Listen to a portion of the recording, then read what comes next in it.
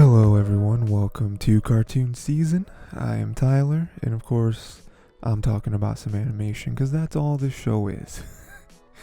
They were talking about this is a very special episode, and I have some reasons why. We're talking about the Owl House. Title might be a little confusing, but just to clarify right at the top, we're covering Season 1 of the Owl House, and we're covering Season 2A of the Owl House. So Season 1 to Season 2A, alright? We're doing that because, if I time this right, when this episode first airs, it'll be coming out on a Friday, and then that means that tomorrow, which is the Saturday, should be the first episode of Season 2B. So yeah, we're doing that. So now this is a very special episode, and I'm going to tell you why. I apologize if this gets long-winded. When I first started Cartoon Season, if you guys scroll back, you'll know that the first episode of Cartoon Season came out in October of 2021. I don't remember the exact date because that is not something that I have the capacity to remember.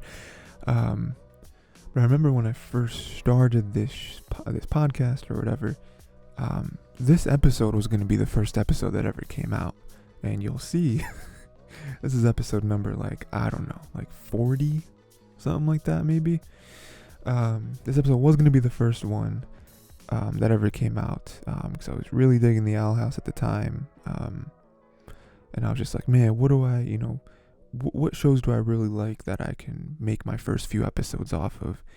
And this was going to be it. This ended up not being it because I realized that I couldn't just make an episode off of it, off memory. I had to actually rewatch it,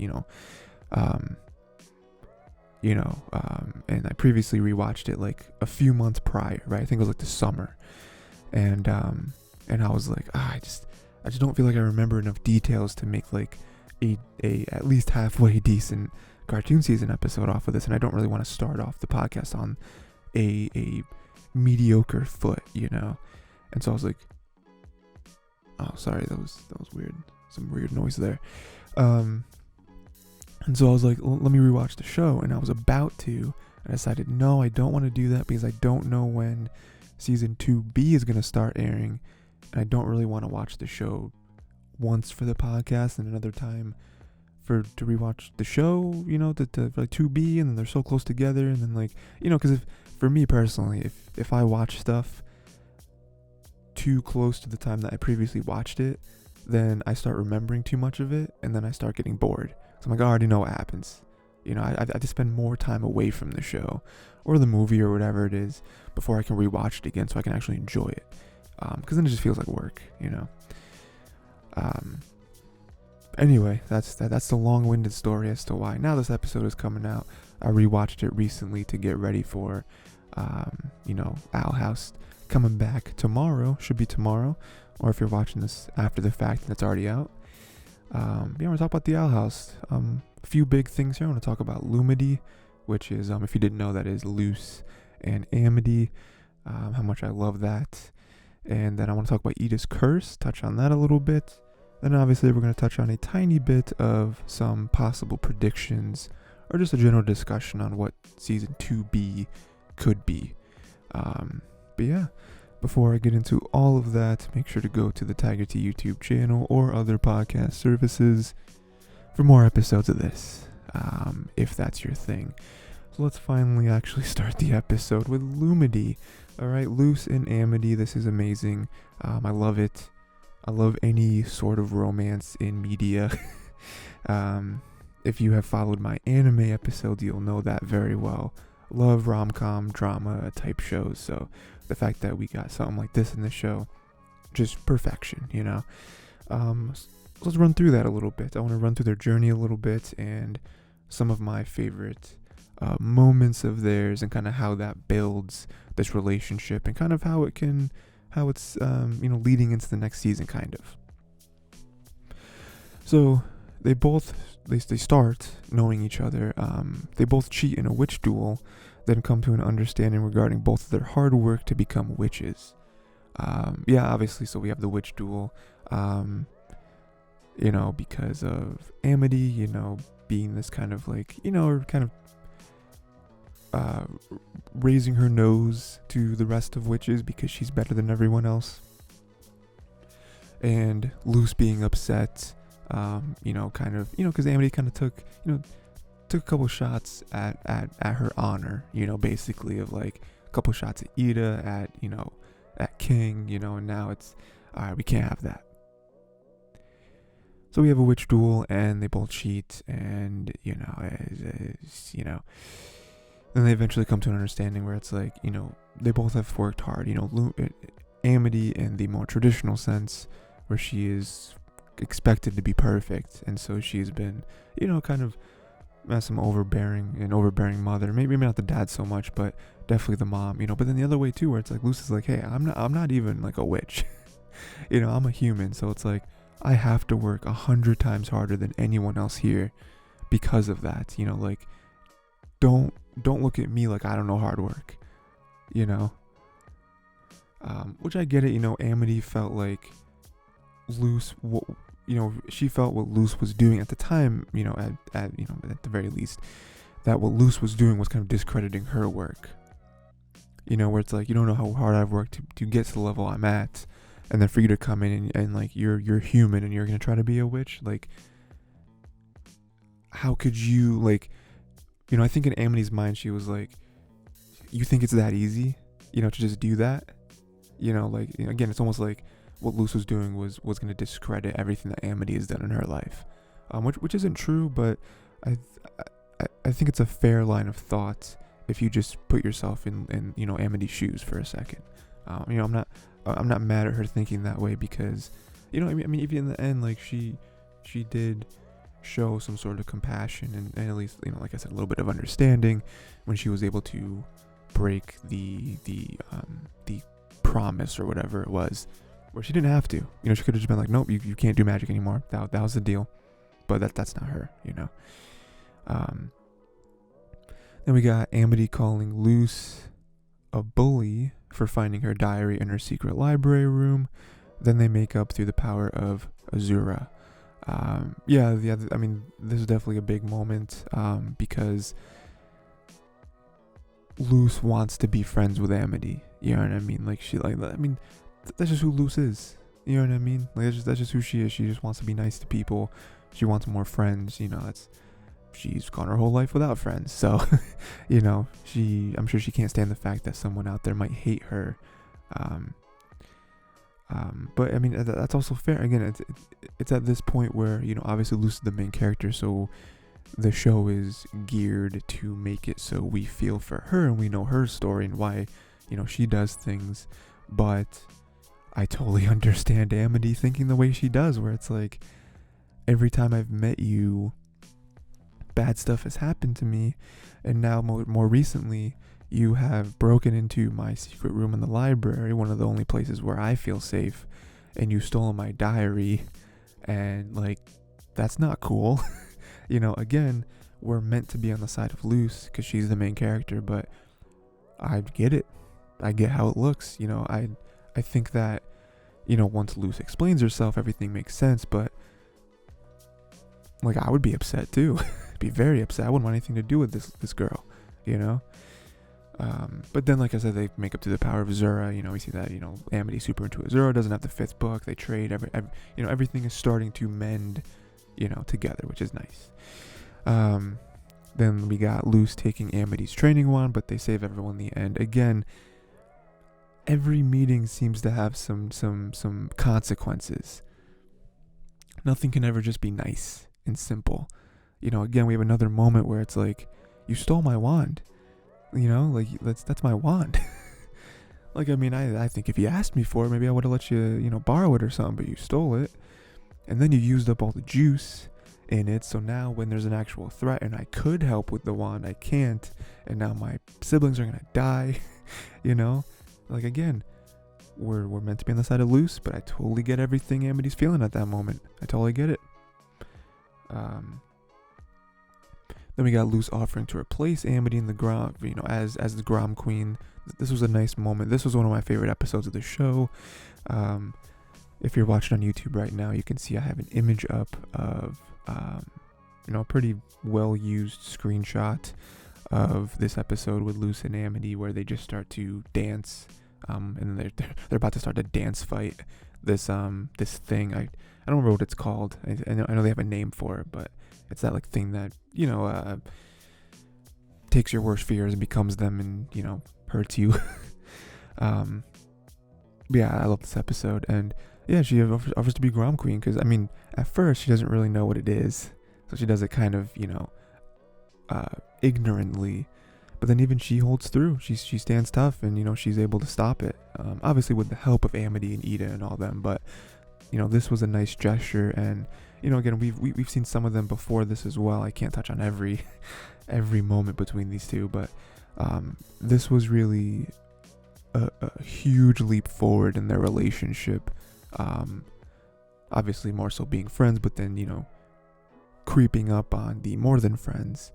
And we even see that note where Luz finds half of it, and we see that, oh, you were gonna ask someone to Grom. Oh, that's okay. Why don't you ask me? I'll take you. And Emily's like, hey, that works. And then we see the other half, and we see that no, Luz was who she was going to ask. It's very nice, a very nice thing. I'm sure that's something that I don't know if they ever show it, but I just, in my canon, at some point Amity does say that, like, hey, you remember Grom? That one year. And I was actually gonna ask you. You're the one. That's a nice moment. Then we got Amity's mother forcing Luz and Co to be expelled. That was tough. That was a tough moment. That was a big rough patch for them, because Amity did not stand up to her mother and let Luz and her friends get expelled from school. Terrible, awful moment. Hated it. Very upset with Amity in that moment. Again, I think that something that makes this dynamic between these two so good is that they do go through things. It's not all rainbows and sunshine. Like, they do go through stuff that they have to work out. And everything they go through makes sense for their character. Like, it makes sense for Amity to kind of shrink in that moment, because it's like, this is how I was raised. This is how I was raised, and my mom is my mom, and I can't, I can't go against her. But then we have Luz helping with the Blight Industries presentation to try and get her, Amity's mom to reverse the decision. And then Amity finally, with the power of Luz, seeing that Luz will do that, what she's going through. And also that, Luz is almost going to die from the new Blight Industries killing machine. She finally stands up to her mom to help save Luz.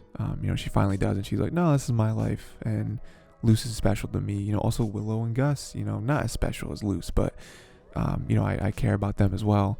And it's just how it's gonna be. And you can either like it, you can either love it or list it. And then we got a little later on where great moment, one of the best moments, where I just lost my train of thought. Oh no, I missed one actually. So we have another moment where Amity helps Luz in the forbidden section of the library, loses her job, then Luz goes through trials to regain Amity's job. A very nice thing. This is big because that's very important to Amity, that job at the library. And she was helping Luz because it's Luz, but then also there was a little added bravery, but also stupidity, because Luz, mentioned how, like, oh, I'm gonna be able to get home, and I would love to bring you home with me, and introduce you to my mom and show you the world and everything. And then Amity was like, I gotta help. I gotta help. I gotta make this happen. Any means necessary. So again, a little bit of clouded vision, with her love for Luz, but and she ends up losing her job because of it, and that's also tough too, because we don't see them make up in that moment. Like, she leaves and she's like, I gotta be alone. I can't. But then we do have Luz going through those trials. Again, we don't see him, but I do like that we see the aftermath of, like, she went through some stuff, to really help Amity out, to kind of reverse her her poor decisions, I guess. Also a nice moment where we see that Amity changed her hair. Love it. Love the purple. It's a great look. Another thing to maybe get at, back at her mom, I guess. But then we have the moment I was referring to earlier where Amity kisses Luz on the cheek after she thanks Amity for revealing the secrets of the Echo Mouse, and they both get very flustered. Love it. Very, very cute moment. Something that I think people were like, yes, finally, this finally happened. We're finally moving this along even further, to where we want it to be. But it was very nice that they both got very flustered, and Amity was like, why did I do that? And then Hootie creates a love tunnel for Luz and Amity. Luz thinks it's uncool.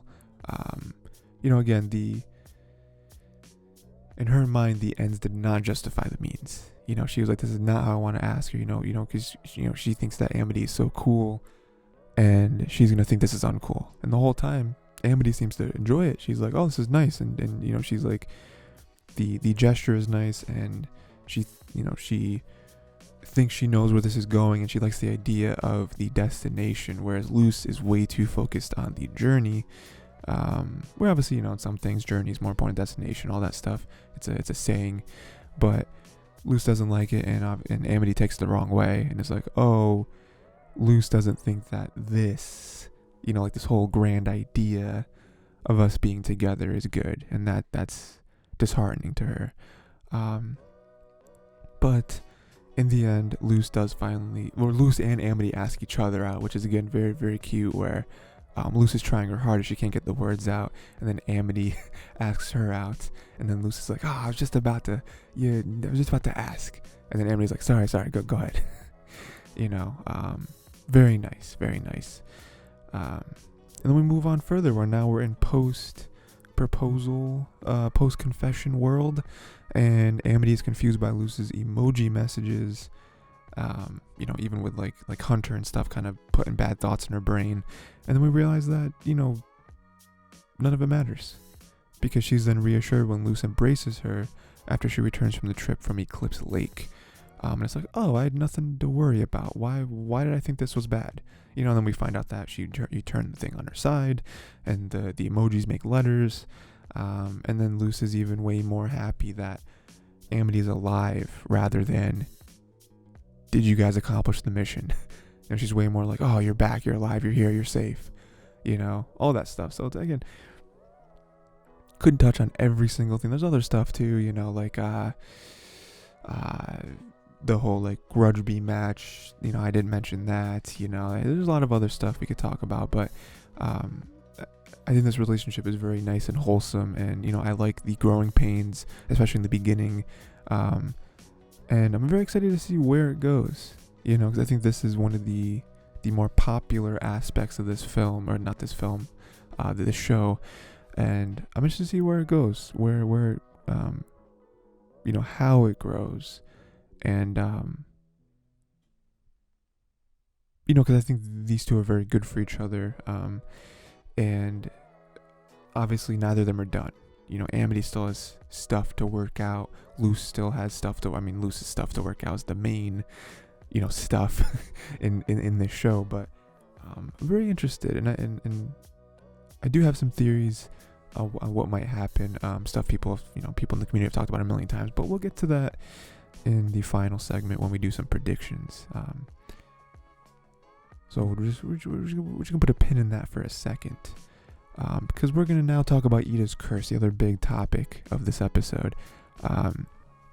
Obviously Ida's curse with the whole owl stuff, right?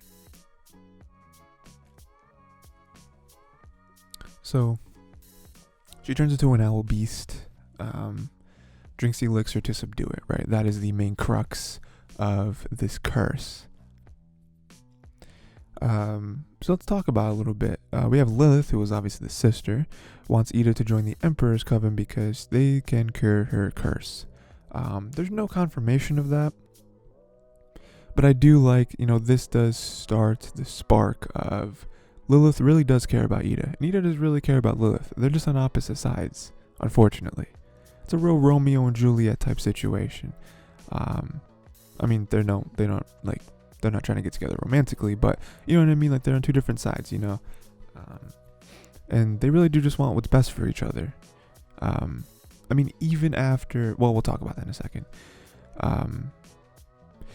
Then we have the elixir now doesn't really work, and King needed to squeal with rage to shake Ito out of her beast form. That is where stuff starts to get real scary. Where it's like, oof, like the owl beast itself is pretty scary, but we have the elixir. Like, who cares? Like, as long as you keep drinking that, we got a steady supply of that, we're good.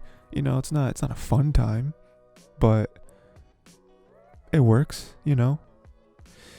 But now when it stops working, or now when she needs 5 bottles of it instead of 1, now we start to see a problem. We start to see it waning. We start to see the beast getting stronger, and you know, I just find other methods to subdue it. And what if we get to the point where the elixir doesn't work at all, and now Ida is stuck in beast form? She's not herself.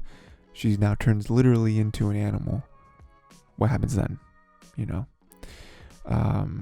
A little later on, we got Belos and Lilith hold Luz hostage to bait Ida. So this is a little bit further on.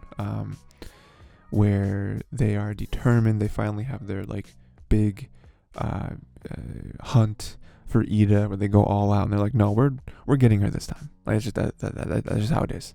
You know, she is, to Belos, she is the biggest threat when it comes to the whole like wild magic angle. We need her, and we're getting her today. Again, very smart. I don't like it because it's evil, but it is very smart to go after the one she loves. You know, to go after Luz. It's like 100% guarantee, certified fresh, that will lure Ida out. Like no doubt. You know, there isn't even a small sliver where it's like, oh, Ida doesn't really care about her. Nope, it'll happen. And then Lilith accidentally reveals that she's the one that cursed Ida. That's tough.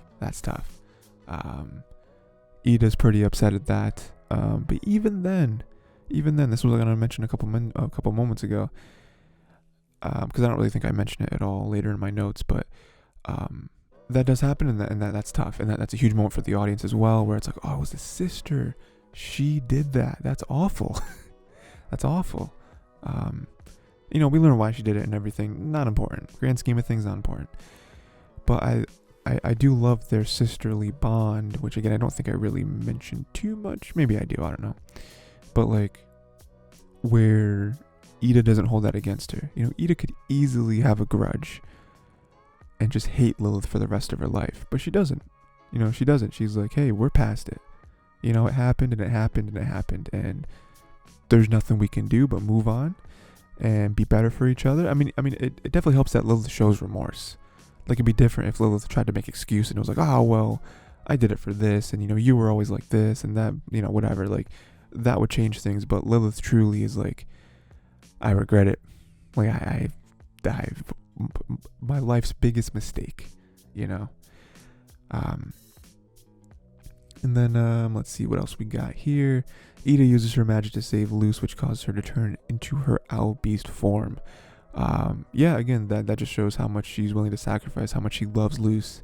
You know, how she truly does care for her, where she's like, I'm going to save you by using my magic, because that's all I can do. And, you know, it's, you know, the more she uses her magic, the more, you know, kind of, the more control the owl beast has. But she's like, I don't care. Like, I'm going to sacrifice myself for this, for her, you know. I love it, you know, because again, the more the show goes on, the more you see these characters, you know, we kind of see a breakdown of all these characters, you know, each and every one, you know. I want to see more of all of them. You know, but even Ida, like, we see like she's the classic character where she's a hard outer shell, but on the inside she really cares about everyone, you know, even when I don't mention it here because it's not important to this specific topic, but like when King was like, I want to go find my dad, which we know what you mean, leaving Ida was very upset. You know, she wasn't mad at King. Like, obviously, like, she wants what's best for him, but she was upset. We even saw her in a room, and she like held up the picture where her, King, and Luz are all in the picture having fun, and she's just like, they're all leaving me. You know, they're all leaving me. You know, even in the beginning of the series, it's like, oh, well, I guess Luz can stay here, like whatever. I mean, I'll work her to the bone, and it'll be worth her being in my presence.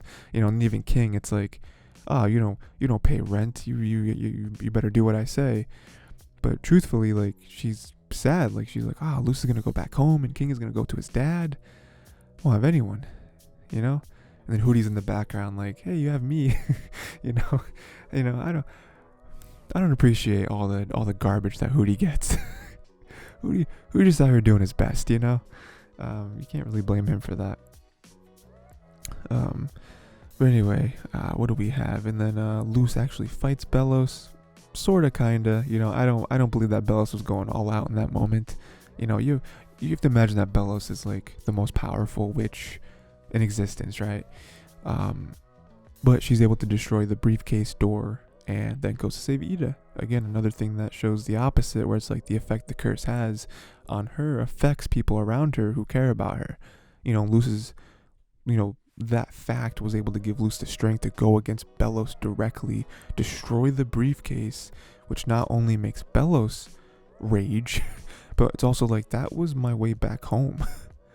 Again, even in that moment, like, I don't think in that part of the show she was looking to get back home. I don't believe we're at that part of the story yet.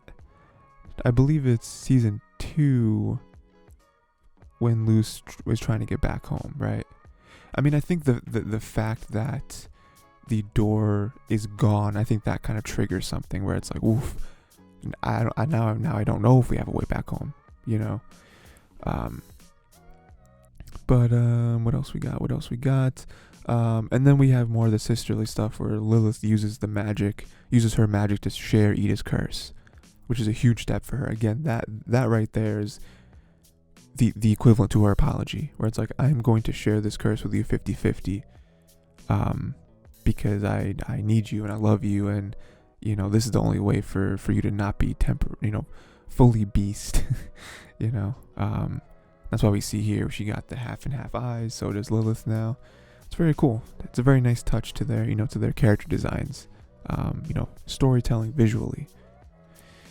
And then Ida can't use magic anymore, so she has to do odd jobs.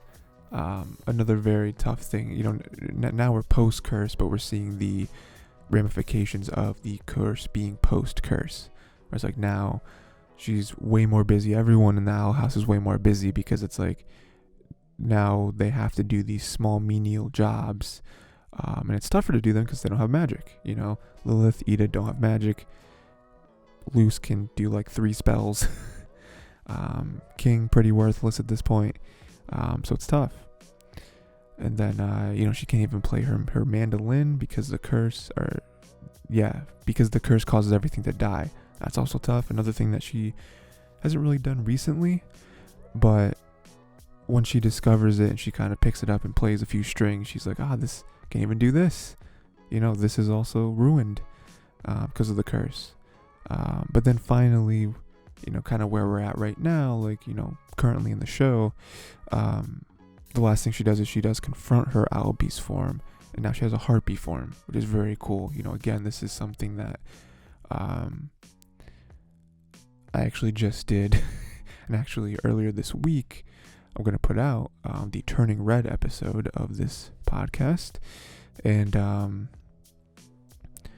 no spoilers for that, but this is very reminiscent of Turning Red and kind of how a character in that movie deals with her own transformation, right? Her own past transformation, where Ida's just like, let's work something out. We can help each other. We don't always have to be at odds with each other. We can be stronger together. Now she has a harpy form, which is another very, very cool design. So yeah, very cool. So again, overall, I think Ida's curse is also very important. Just like Lumity is very important to the show, Ida's curse is very important to the show because, it helps break down her character. It also helps break in Lilith's character. And then it also has a lot of other ramifications with the people she loves aside from those two, like Luz. So yeah, And then even we introduced the mom and everything. Again, I could have mentioned the mom, not very important though, but I think that it's another strong point to the series, and I think that's it's gonna grow because now she has learned magic the other way, and we'll see how that ends. How she's actually able to be useful with all that. With the continuation of the story, which we can talk about right now. So, this has been something we've been waiting for a while. Season 2B. Okay, as we know, Owl House was unfortunately cut short. I don't really know if I want to get into the why of it. Originally because it doesn't fit the Disney brand, and then it's a Disney TVA brand, and then it's like, okay, that makes sense, I guess, but I don't understand why if it doesn't fit the Disney TVA brand, why don't we just move to Disney Plus then? Listen, I don't know contracts very well. But I don't feel like it'd be that difficult to just be like, all right, this series, the way it's structured, doesn't work as a Disney Channel show. We got Disney Plus, we got Hulu, we got ABC. We have all the other avenues to put shows out, but I don't know. That's just what made me very upset. And then we get into the whole LGBTQ stuff in this, and then that seems to truly be the reason why the show's not getting the justice it deserves. Which is very more disheartening. At least with doesn't fit the Disney TVA brand, I guess, that's short-sighted, but I guess I'm okay with that in the sense that that's just bad business in my opinion on Disney's part. But with them going at it where it's seeming more and more clear that it's because of the LGBTQ stuff, that makes me very, very upset. Very upset. That's not cool. I hope that, Dana, everyone may not know, Dana Terrace, she's the creator of the show. She's very, very cool. I love her. She's one of my favorite creators in the industry at the moment. I really, really hope that someone else picks up, not necessarily the Owl House. I don't know. Again, we'll have to see how the show ends first before we can make kind of theories on if a sequel series would work. But at the very least, I would love for someone else like Netflix or something just be like, hey Dana, you want to make more Owl House stuff over here? We'll give you stuff. If you want to make a sequel series, you want to make a spin-off, you want to make a prequel. A lot of people talked about making an Ida prequel. I think that would be really cool. I just really hope she gets that, man, because Owl House, and again, Owl House is trending every week. Even when there was no new episodes coming out, Owl House was trending on Disney Plus. It was one of the top 10 trending shows on Disney Plus. Why is that if there's no new episodes coming out? It's because people love the show. So I don't know. I just feel like it's very short-sighted for the Disney execs to cut this off. But I don't know. I don't want to talk about that anymore. I don't want to bring it down. I just wanted to make everyone aware of the situation if you weren't aware of it. Because I'm fighting as much as I can for this show. I want to watch it, and part of me doesn't even want to watch it on Disney Channel when it comes out because I don't want to give any more views to Disney at this point. But then I don't want that to hurt Dana and the team either. So it's a very tough position to be in when you care about stuff behind the scenes. Anyway. Season 2B. We know that Season 2B is happening. It's 10 episodes, I believe. And then we're getting a Season 3, which is only going to be 3 episodes, but each episode is 90 minutes, I believe. Right? So we're getting 3 extra... No, I think it's 40-minute episodes. I think Season 3 is 3 episodes, but each episode is a double episode, I think. I remember them saying they were being extended. I don't remember if they were being extended 2 times or 3 times. I don't remember. But anyway. So yeah, what else could this be? So I just have a few notes I wrote down for what maybe just my thoughts on Season 2B. I think Luz... Okay. Here we go.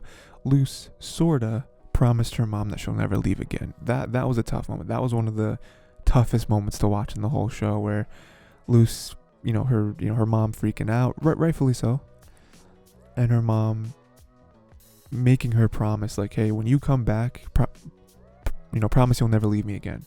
Promise you'll be by my side from here on out. And Luz doesn't want to. She promises it with words, but you can tell that hurt her to promise that. And I don't think she even believes that she can keep that promise. Cause that's not really fair. Like that's not fair, because obviously I don't think the mom is in the wrong in any way, shape, or form. I didn't like her for sending Luz off to that camp in the beginning. I think that was fair. But even that I understand, because it's one thing to not understand your child because they have different interests than you or whatever, and it's tough to bond with them and whatever, right? That's one thing. But it's another thing if Luz was literally getting into trouble, like she was getting sent to the principal's office multiple times a week because of things. It's like, okay, well, as a parent, no matter, again, I feel like there's a side of her that could disagree with the principal, but still, like, she is a trouble kid. Like, at that point, like that is what she is on paper. So it's like, I totally get the mom wanting to do something to, like, try to fix that, try to stop that, and try to, because she was concerned for Luz's future, and, like, Luz doesn't have any friends, like that's a thing where it's like, some people may not care. They're like, I don't care if I have friends. Friends aren't important to me. I don't, that's not something in my life personally to me that I care about, right? Like, I'm fine with being alone, whatever, right? But, like, as a parent, that's not what you want to see. It'd be tough to understand that, but that's not, you want your kid to be happy, and, you might even have your own personal biases as to what you think happiness looks like. So I totally understand the mom doing what she did. But I love it because Luz is going to have to make a decision. And like, this is where we really get into the end. So I want to just put a quick pin in this thought, because I think what I'm about to say is, like, the grand theory, for, like, what the whole show is, not just to be, but also what the end of the show is going to be. So let me put a pin in that real quick, and I'll get to some of the smaller stuff first. Or I'll get to all of the other stuff first, and then we'll come back to the pin. So I just have some things. A quick question here is, will Lilith get a heartbeat form? I don't know how much of Lilith we're actually gonna see. I mean, I imagine we will see more of her. The only reason I say that is because, like, Lilith left with the mom, which totally makes sense, because she's like, oh, I was never really close to my mom, like, Ida always got all the attention, and so she went back to her. But I'd like to see more Lilith. She was cool. And will she get a heartbeat form? That's what everyone wants to know. That's the main question of the Owl House. Come on, Dana, don't be a coward. Hootie ate King's dad's letter. That was tough to see. I think, though, that he ate it. I don't think it's gone. I think at some point he'll probably cough it up. I mean, we already, well, I don't want to get into spoilers, because there have been some promos that we've seen. So, but if you guys haven't seen them and you don't want to know about them, totally get it. So I'm not even gonna talk about them. But yeah, like, I'm interested. I mean, they introduced King's dad as an idea, and then we saw him at the end of that episode. And it's a letter, and it's everything. So I imagine we're going to see the dad. I imagine they're going to be reunited. I don't know what that means for King. I don't know if that means that King truly is going to leave. I don't know if that means that, maybe the dad would want him to come. That's going to be one of those classic stories where the dad is like, you know what? You have people here that love you, and you clearly love them. I'm going to be over here. You can come visit me and stuff whenever. Like, I'm like, that's cool. But, like, you clearly have a family here. Like these people are your family, and I respect that. I think that's probably how it'll happen. I think that King's dad in itself is a very interesting idea, because it's like, you imagine, like, your first idea is that, well, he is truly the king of demons. And it's like, okay, but is he really? Like, because King thought that, and then, but then we went back on it, like, we went double back on it, because it's like, oh, well, he really is the king of demons, and you're the prince of demons. So it's like, oh, maybe there are parts of that story that actually are real. So I'm very interested to see what that'll turn out to be. What is Belos's plan? I don't really know. He talks about the convergence. I don't know if it's explicitly explained in the show or if it's just fan theories I've read, but from what I remember, what I can recall from what Belos's plan actually is that I think he's planning on like literally converging boiling isles with Earth, like making them one realm. I think that seems very what's the word? I can't think of it. Very optimistic. That's not the word I was thinking of, but ambitious. Ambitious is the word I was thinking of. Very ambitious. And it's like, is also Belos evil? Like, because he it seems like he just hates wild magic. I don't know that that's evil. I feel like that's kind of controlling, a little bit of a dictator type stuff where it's like, hey, you can't do this, and they're like, hey man, we just want to do magic. And he's like, no, you have to do magic this way. So I get that, but it's like, what's his plan for Earth? Like, because Earth, you imagine you can do magic on Earth? I don't think. So we'll see. We'll see. And then what's gonna happen to V? That's another question, right? Whereas like, when this is all said and done, is V going to still live with Luz's mom? Is V gonna go back, or are we gonna have an episode where we see the other of V's creatures? I don't remember what they're called, but other of V's species and all that stuff. We're gonna see that. But yeah, I think there are a lot of questions going into this second half, and then obviously the special third season or whatever. But let's revisit the pin, because I think that's the big thing here, right? Where it's like, how will this end? I feel like the biggest question that people have been tackling, at least in the Owl House community, right? If you ever visit like the subreddit and stuff, lots of stuff on lots of good stuff there. And I feel like the main thing people are trying to figure out how the show will end. And I feel like it's all centered around this one idea of like, obviously Belos's whole plan is involved in this, but like, how will it end for Luz?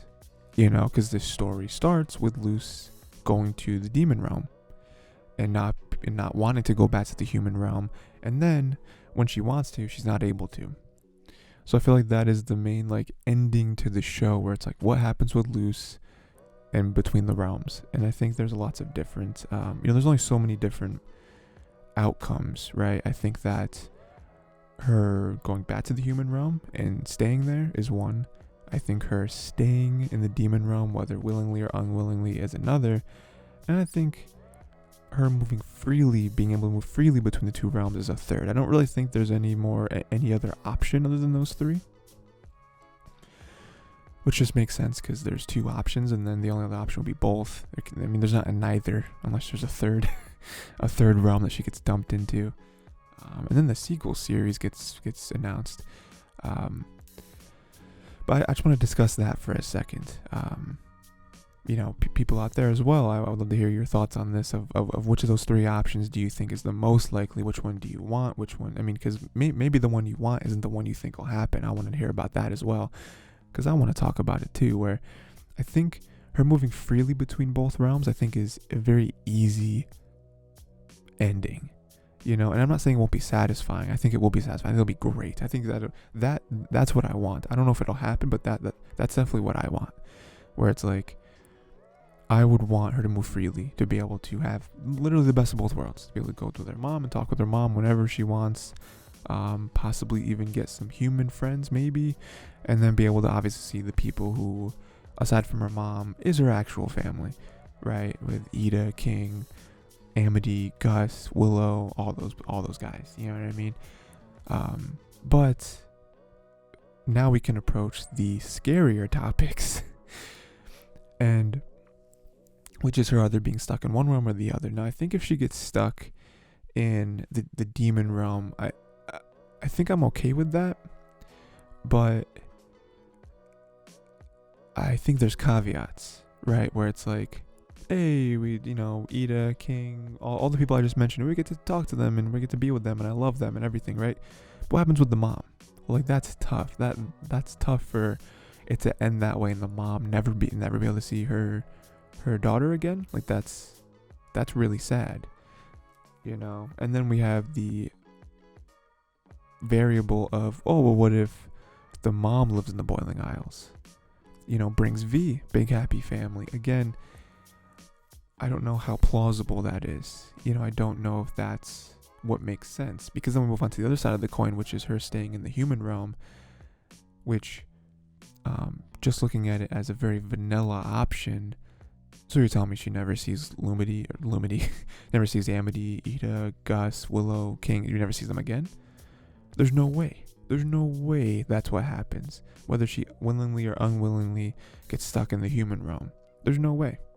Like, I get the ending of like, oh, she learned so much from them and now she can apply what she learned to her human life, and I get that, but leaving all those characters behind seems crazy to me. Unless you were to do something like, at the very least, she would have to bring Amity with her. And I think Amity would go. I really do. I think she obviously still loves her parents and her family, even her brother and her sister, like, or, other friends, all that stuff. Like, I think she loves them, but I think Amity would be willing to go and stay in the human realm, even giving up magic if that's what it takes to be with Luz. And I'm not saying that, like, that's all Amity's character is. Like, Amity's character is not 100% dependent on what Luz does, like this is not like a Sakura and Sasuke situation where Sakura's character, 100% of her character is just her love for Sasuke. Like, no, that's not Amity. Amity is a very strong character. She can stand on her own 2 feet. She always has, she doesn't, her very essence does not depend on Luz the same way that Sakura's does Sasuke. But I do think that she would make that compromise. I really do think I really do. But even then, like, but see, I could see that. That's the thing. I could see that ending even from the perspective of like, oh, it's gonna be heartbreaking to, the all the goodbyes, right, with Ida and King and even Gus and Willow, like those goodbyes, while they're tough, and I think those goodbyes would kind of stop me from thinking that this ending is plausible. I think they could really end the show with that sadness, but also the bright future of like, we're going back to the human realm, we're back with the mom, Amity's coming.